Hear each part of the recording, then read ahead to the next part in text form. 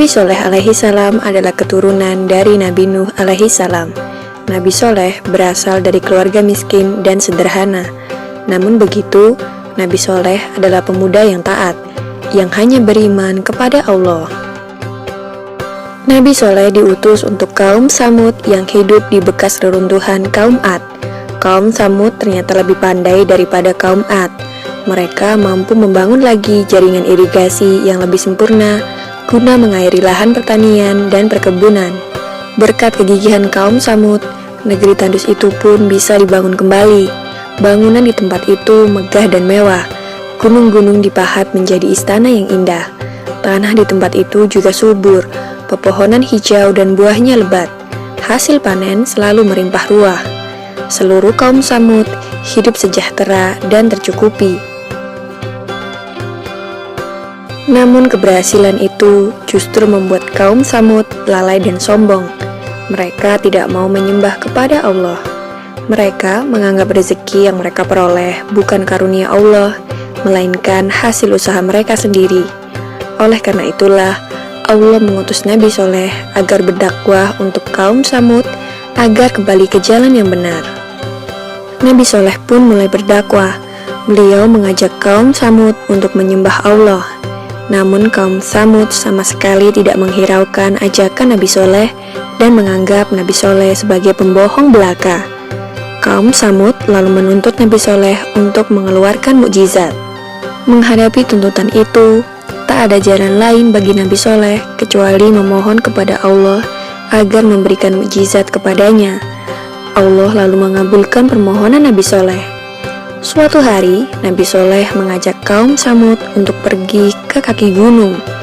Orang-orang kafir itu mengikuti Nabi Soleh bukan karena mempercayainya.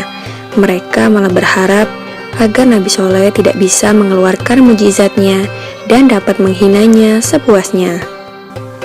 Sesampainya di kaki gunung, kaum Samud meminta Nabi Soleh agar mengeluarkan seekor unta dari sebongkah batu besar. Sebuah permintaan yang tidak masuk akal. Namun, betapa terkejutnya kaum Samud karena tiba-tiba sebongkah batu besar itu terbelah. Dari dalam bongkahan batu itu keluar seekor unta betina. Orang-orang dari kaum Samud keheranan, menepuk-nepuk pipi mereka dan memandang tak percaya. Setelah kejadian itu, beberapa orang mulai percaya. Mereka membenarkan kenabian Nabi Soleh alaihi salam. Kabar itu segera tersebar ke seluruh penjuru negeri. Air susu unta yang keluar dari batu itu banyak sekali dan cukup untuk diminum seluruh penduduk. Orang-orang bergembira, mereka bisa minum susu unta sepuasnya. Akan tetapi masih ada juga orang yang berkeras hati tidak mau percaya dan menganggap semua itu hanyalah sihir belaka. Orang-orang kafir yang tidak mau mempercayai Nabi Soleh kemudian memilih 9 algojo kejam yang selama ini sering menyiksa pengikut Nabi Soleh untuk membunuh unta tersebut. Melalui malaikat Jibril, Allah memberitahu rencana pembunuhan unta itu kepada Nabi Soleh.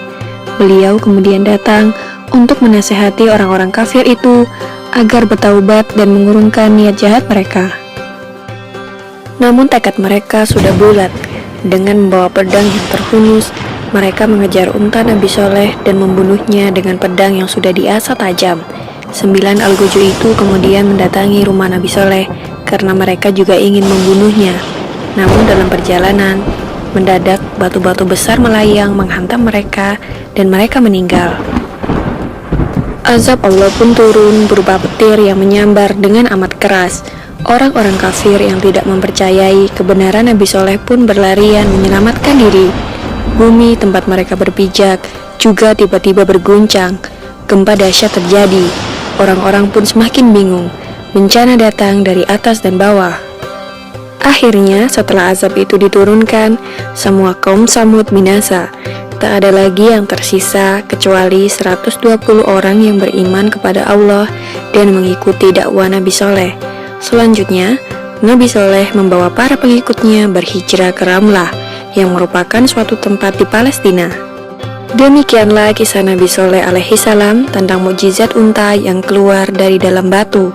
Semoga kisah ini dapat mempertebal iman kita dan percaya tentang kebesaran Allah Subhanahu wa Ta'ala. Amin ya robbal alamin.